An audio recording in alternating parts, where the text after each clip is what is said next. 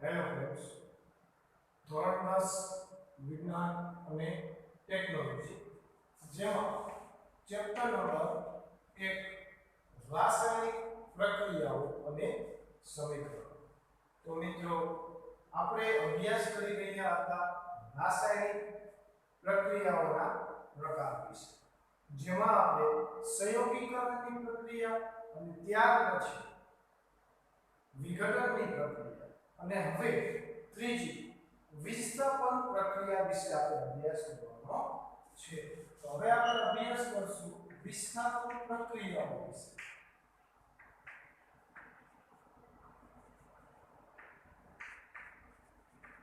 તો વિસ્થાપન પ્રક્રિયા કોને કહેવાય, બરોબર, એ પણ આપણે સમજશું. એ સમજતા પહેલા આપણે એક પ્રવૃત્તિ કરવાની છે, જે પ્રવૃત્તિમાં સર્વપ્રથમ તો આપણે લોખંડની 3 ખીલી લેવાની છે. એ પણ કેવી? કાચ પેપર વડે ઘસેલી, કેમ કે શુદ્ધ જોઈ છે લોખંડની એટલા.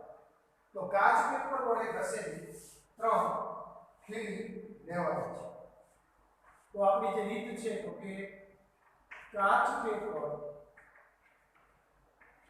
વડે આપણે પહેલા પ્રવૃત્તિ સમજીએ છીએ. ઓકે, કાચ પેપર વડે ઘસેલી 3 ખીલી લો. રેડી? 3 આપણે કાચ પેપર વડે ઘસેલી શુદ્ધ લોખંડની ખીલી લઈએ છીએ. પછી બે પ્રશ્નની ઉપર આપણે લેબલ A અને B એવું લેબલ લગાવવાનું છે. બે પ્રશ્નની ઉપર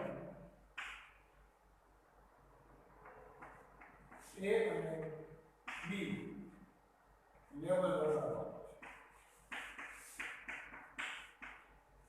અને તેમાં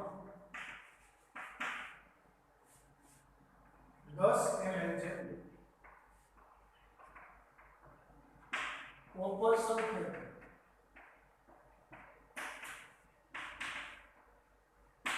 દ્રાવણ.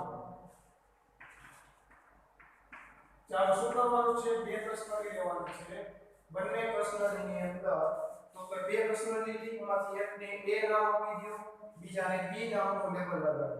રેડી? ત્યાર પછી બંને પ્રશ્નરીની અંદર આપણે 10 ml કોપર સલ્ફેટનું દ્રાવણ લેવાનું છે. રેડી? ત્યાર પછી શું કરવાનું છે? તો કે હવે આમાંથી 3 આપણે ખીલી લીધી છે. 3 ખીલીમાંથી 2 ખીલી આપણે લેવાની થશે. એના માટે પહેલા હું તમને સમજાવી દઉં આકૃતિ સહિત.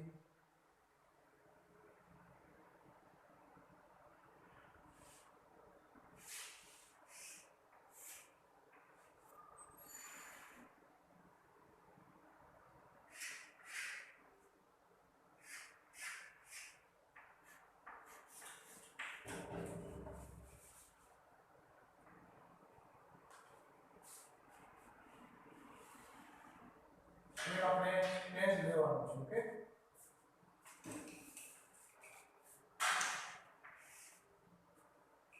સ્ટેન્ડમાં આપણે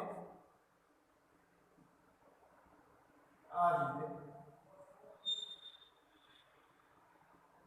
કસનરીને સ્ટેન્ડ ઉપર આપણે ગોઠવેલી છે. હવે કસનરી આપણે કુલ 2 કસનરી લીધી, બરોબર?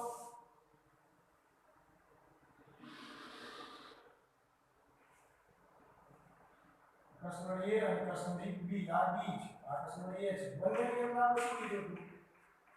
તો કે 10 ml copper sulphate. Copper sulphate રાસાયણિક સૂત્ર CuSO4 કોપર સલ્ફેટ લીધું. આની અંદર પણ શું છે? 10 ml કોપર સલ્ફેટ છે. રેડી? દ્રાવણમાં શું છે? તો કે 10 ml CuSO4. CuSO4 એટલે કોપર સલ્ફેટનું દ્રાવણ છે. રેડી? હવે આપણે 2 ખીલી, હવે કુલ 3 ખીલી આપણે કાચ પેપર વડે ઘસેલી છે. આવી રીતે દોરી બાંધી અને આપણે શું કરવાનું છે? તો કે 2 ખીલીઓને દ્રાવણની અંદર ડુબાડવાની છે. રેડી?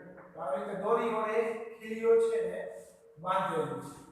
ખીલી રેડી આવી રીતે આપણે દોરી વડે બે ખીલી અંદર કોપર સલ્ફેટના દ્રાવણમાં ડૂબેલી છે એ રીતે રાખવાનું છે ત્યાર પછી 20 મિનિટ સુધી આ જ રીતે દ્રાવણ રાખવાનું છે શું કર્યું કાચ પેપર વડે કસરી 3 ખીલી લીધી પછી બે કસનળી લીધી લેબલ આપ્યું કસનળી A કસનળી B બેની અંદર આપણે 10 ml કોપર સલ્ફેટનું દ્રાવણ લીધું ત્યાર પછી બે ખીલીઓને કોપર સલ્ફેટના દ્રાવણમાં ડૂબેલી છે એ રીતે દોરી વડે બાંધીને રાખવાની છે રેડી હવે 20 મિનિટ સુધી આ વસ્તુને લોખંડના જે ખીલી છે એને કોપર સલ્ફેટના દ્રાવણમાં એમને એમ રાખવાની છે તો 20 મિનિટ પછી લોખંડની ખીલીને આપણે દ્રાવણમાંથી બહાર કાઢીએ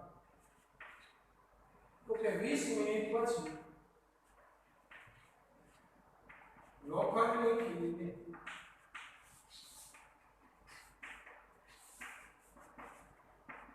દ્રાવણમાંથી બહાર કાઢવું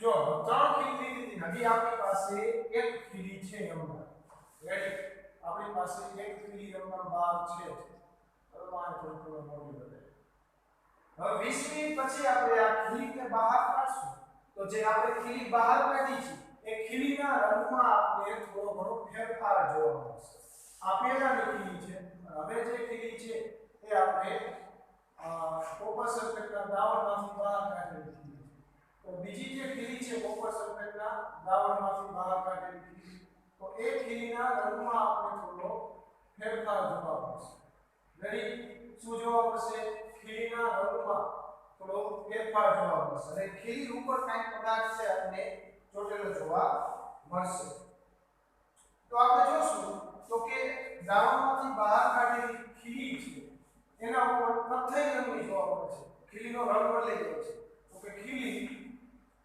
કેવી જોવા મળે છે કથ્થઈ રંગની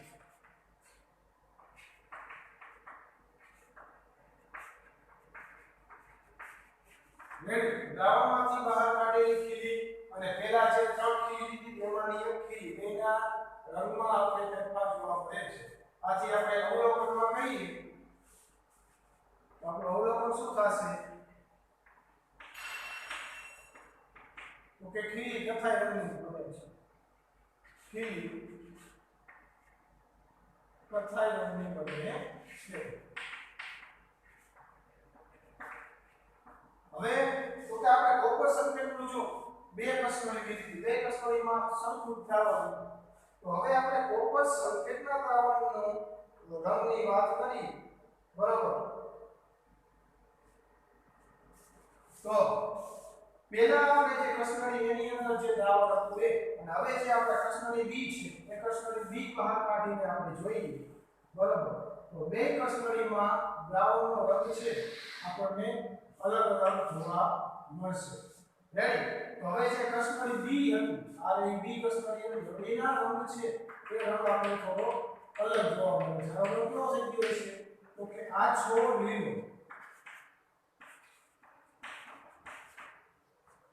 તો કસનળીમાંનું દ્રાવણ કસનળી કઈ કસનળી B માંનું દ્રાવણ કેવા રંગ બની ગયું તો કે કસનળી B માંનું દ્રાવણ આછા લીલા રંગનું બને છે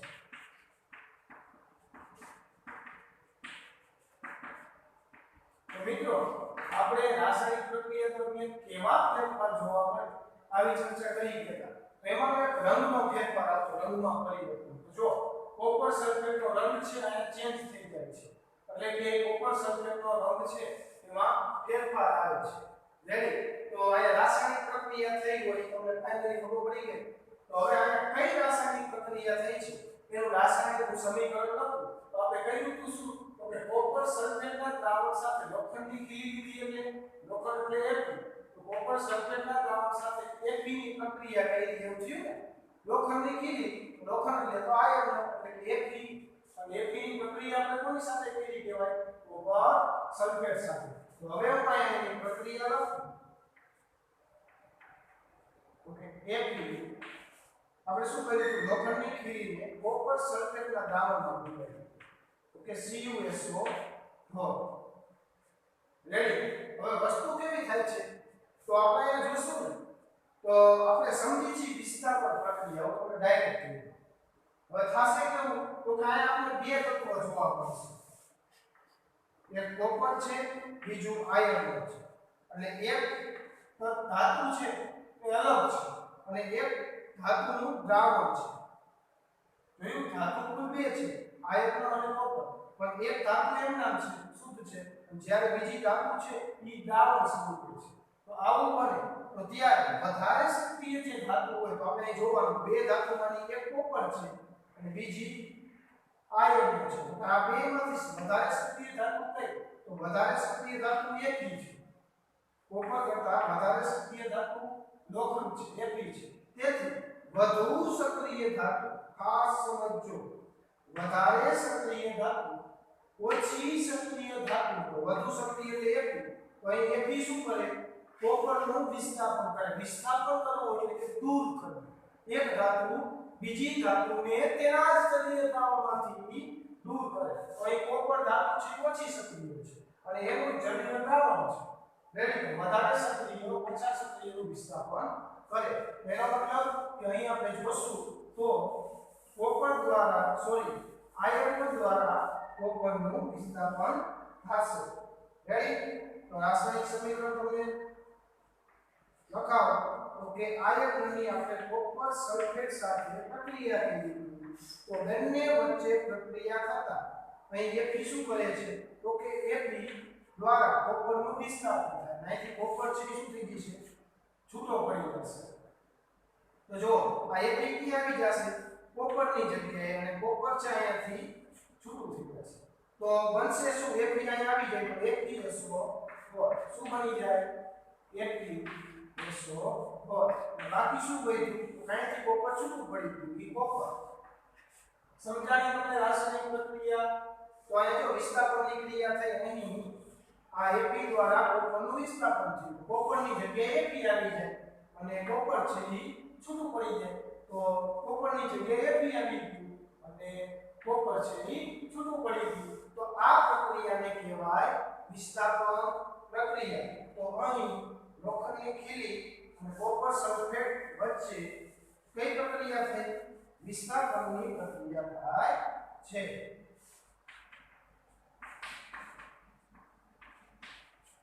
તો આપણે કહી શકીએ કે અહીં લોખંડની ખીલી એટલે કે આયર્ન અને કોપર સલ્ફેટ ના દ્રાવણ વચ્ચે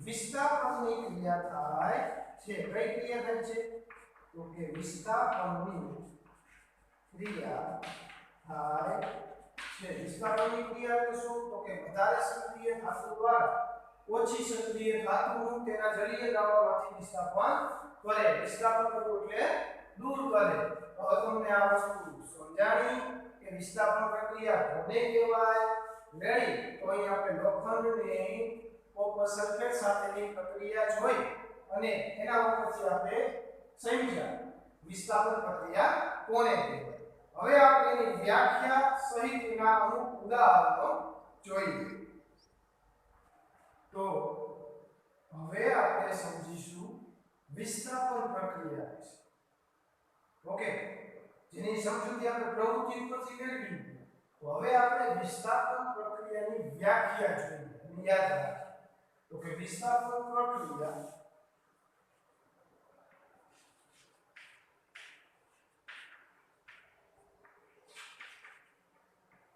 શું થશે એની વ્યાખ્યા તો કે જે રાસાયણિક પ્રક્રિયામાં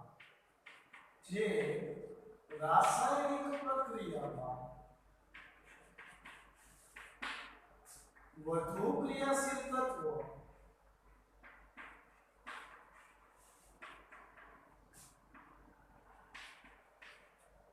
ઓછા ક્રિયાશીલ તત્વોને ઓછા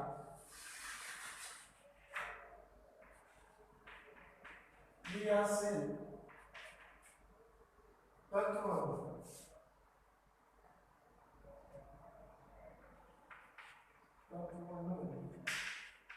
તેના જ જલીય દ્રાવણમાંથી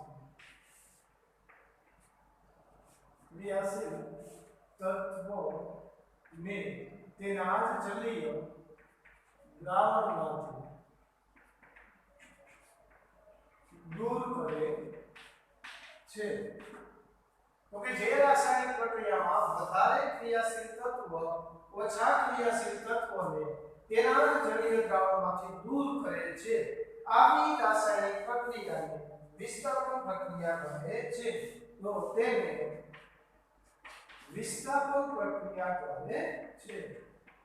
વિસ્થાપન પ્રક્રિયા કહે છે. આ વિસ્થાપન પ્રક્રિયા સમજાય તો કે જે રાસાયણિક પ્રક્રિયામાં વધુ ક્રિયાશીલ તત્વ ઓછા ક્રિયાશીલ તત્વોને તેના જ જલીય દ્રાવણમાંથી દૂર કરે તો તેવી રાસાયણિક પ્રક્રિયાને શું કહેવાય?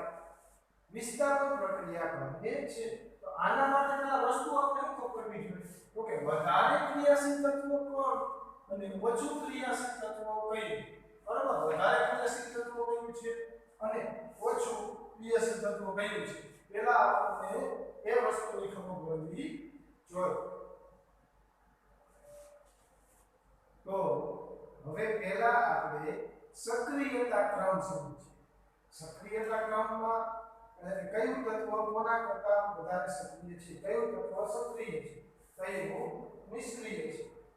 બરોબર.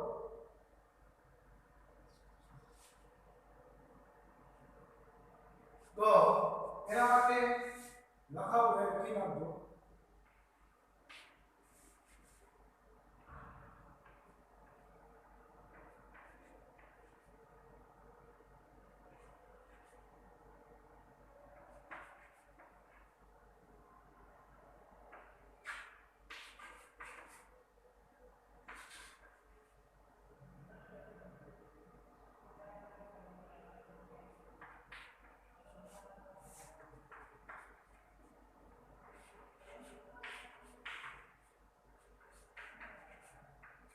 રેડી, આ સક્રિયતા ક્રમ છે. શું છે? સક્રિયતા ક્રમ. તમારે કેમ શું બને હોય લખી નાખજો, યાદ રાખવાનું છે. શોર્ટકટ પણ આપી દો. તો જો કે સંખ્યા કોની? પોટેશિયમ. તો એનો કો યાદ રાખવાનું. પોટેશિયમ નો કો. તો કો એટલે કે. પછી એ સંખ્યા કોની? તો કે સોડિયમ. રેડી. તો સોડિયમ ને શું કહેવાય? એનો સો. તો પોસો. કે સંખ્યા કોની? કેલ્શિયમ. તો કેલ્શિયમ ઉપરથી પહેલો શબ્દ લઈ લઈએ કે. તો પોસો કે. તો પોસો શું પીએ છે? તો કે પોસો કે. મેગ્નેશિયમ એટલે Mg. તો મે. પોસો કે મે. એલ્યુમિનિયમ એટલે Al. તો A. પોસો કે મે. પછી A એલ્યુમિનિયમ નો A. Zn એટલે ઝિંક. ઝિંક નો G. તો પોસો કે મે. પોસો શું કહે છે? પોસો કે મે Ag. આમ કે આપણે ન બોલાવે Ag એમ કે ને આ Ag. રેડી. તો Ag આ એકી સંખ્યા કોની? આયન લખવાનું. તો આયન કરવાનો આ લે. Pb એટલે કે લેડ. Pb એટલે લેડ. તો લેડ ઉપરથી લે. કો એટલે કોપર એટલે કો.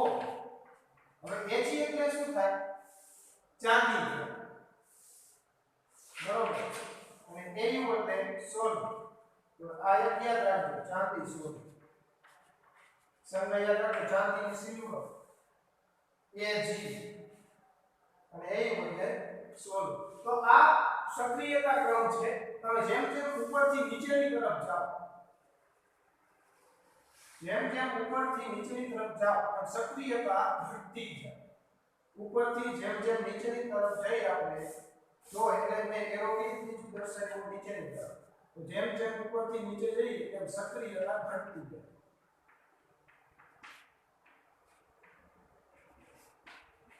ઉપરથી નીચે જતા સક્રિયતા ઘટતી જાય. તો વધારે ઉપર હોય એ વધુ સક્રિય. તો વધારે કરતા પોટેશિયમ સક્રિય, એના કરતા ઓછું થોડું સોડિયમ. તો ઉપરની બધી ધાતુઓ સક્રિય હોય. જેમ જેમ નીચે આવી આપણે આ સક્રિયતામાં જેમ જેમ નીચે આવશું એમ સક્રિયતા ઘટતી જશે.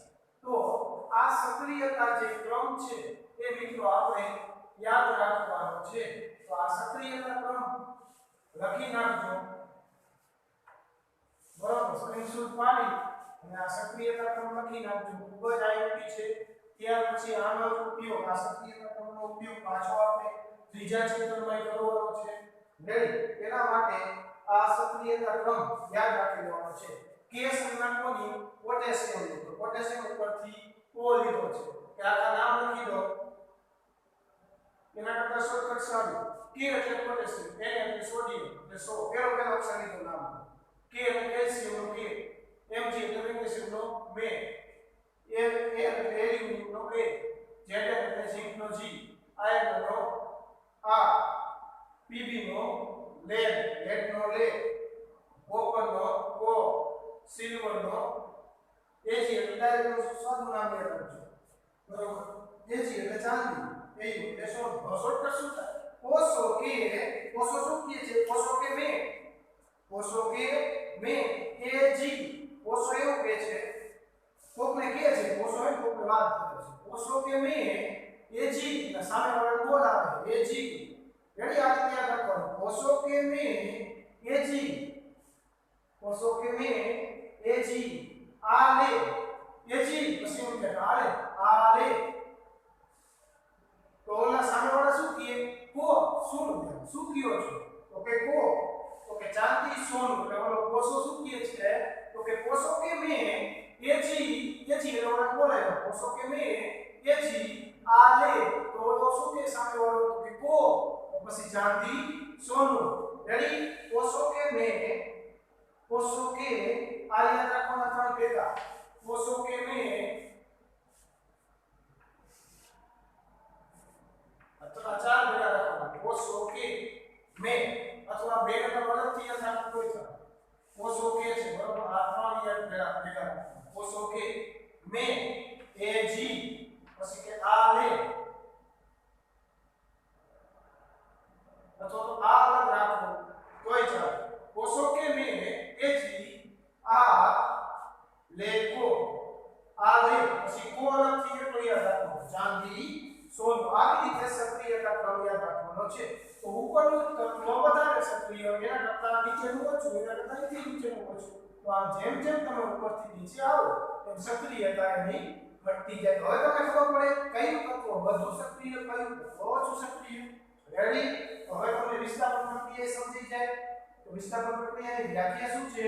તો કે જે રાસાયણિક પ્રક્રિયામાં વધુ ક્રિયાશીલ તત્વ ઓછા ક્રિયાશીલ તત્વોને તેના જ જલીય દ્રાવણમાંથી દૂર કરે છે તેને, અથવા તો આ પ્રક્રિયા વિસ્થાપન પ્રક્રિયા કહે છે. જલીય દ્રાવણ કોનું હોય છે? ઓછા સક્રિયનું જો હોય જલીય દ્રાવણ તો જ વિસ્થાપન પ્રક્રિયા થાય. તો વિસ્થાપન પ્રક્રિયાના આપણે એક ઉદાહરણ જોઈએ. તો જેમાં પહેલું ઉદાહરણ આપણે લઈએ ઝીંકની પ્રક્રિયા આપણે કરવાની છે સિલ્વર નાઇટ્રેટ સાથે. સિલ્વર નાઇટ્રેટ એટલે AgNO3. રેડી? તો અહીં બે ધાતુ છે જે Ag, આયન ક્લોર અને ઝિંક. ઝિંક ક્યાં છે? તો કે આ ઝિંક. તો Ag ક્યાં છે? તો આ બેમાં વધારે સક્રિય કયું? જે ઉપર આવે ઝિંક ઉપર આવે તો ઝિંક વધારે સક્રિય. રેડી? તો ઝિંક ધાતુ વધારે સક્રિય. અહીં Ag છે એ ઓછી સક્રિય છે. તો વધારે સક્રિય ધાતુ ઓછા સક્રિય ધાતુને શું કરે? દૂર કરી નાખે. રેડી? તો અહીં Ag ની જગ્યાએ કોણ આવી જાય? ઝિંક. તો ZnNO3 પ્લસ છૂટું શું પડી જશે? Ag. રેડી? હવે પ્રક્રિયા કોઈ પણ હોય વિસ્થાપન પ્રક્રિયા, તમને આ બે વસ્તુ આપી દે તો આ વસ્તુ તમને લખતા આવડી જાય. તો આને કહેવાય વિસ્થાપન પ્રક્રિયા. વિસ્થાપન કરવું એટલે કે દૂર કરવું. તો એક ધાતુ બીજી ધાતુને દૂર કરે. કઈ ધાતુ કોને દૂર કરી શકે? તો કે વધારે સક્રિય ધાતુ ઓછા સક્રિય ધાતુ તેના જ જલીય દ્રાવણમાંથી દૂર કરે છે. તો અહીં વધારે સક્રિય Zn, વધારે સક્રિય Zn, પછી ઓછી સક્રિય Ag. તો જો ઓછી સક્રિયનું જલીય દ્રાવણ છે એ કયું? તો વધારે સક્રિય ધાતુ ઓછા સક્રિય ધાતુ તેના જ જલીય દ્રાવણમાંથી દૂર કરે છે તો આ પ્રક્રિયાને વિસ્થાપન પ્રક્રિયા કહેવાય. રેડી? સંતુલિત કરવી હોય તો સંતુલિત કરતા આપણે અગાઉ શીખી જ ગયા છે. રેડી? કે Zn 2AgNO3 અહીં 2 મોલ લેવાનું છે 2 તો આપણે ઝીંક 1 સિલ્વર 2 કરીએ. રેડી?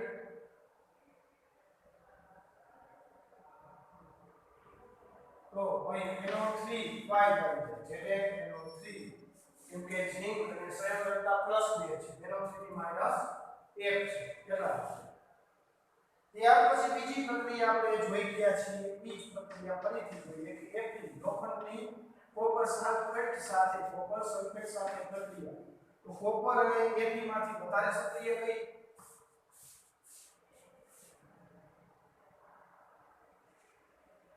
તો કોપર અને Fe માંથી જો Fe આવી અને કોપર આવી તો આ બેમાંથી વધારે સક્રિય ઉપર થઈ ગઈ Fe તો Fe છે વધારે સક્રિય તો Fe કોપર કરતા Fe વધારે સક્રિય તેથી Fe કોપરનું વિસ્થાપન કરશે તો કોપર અહીંથી છૂટો પડી જશે એની જગ્યાએ કોણ આવી જાય FeSO4 Cu થઈ ગયું છૂટો.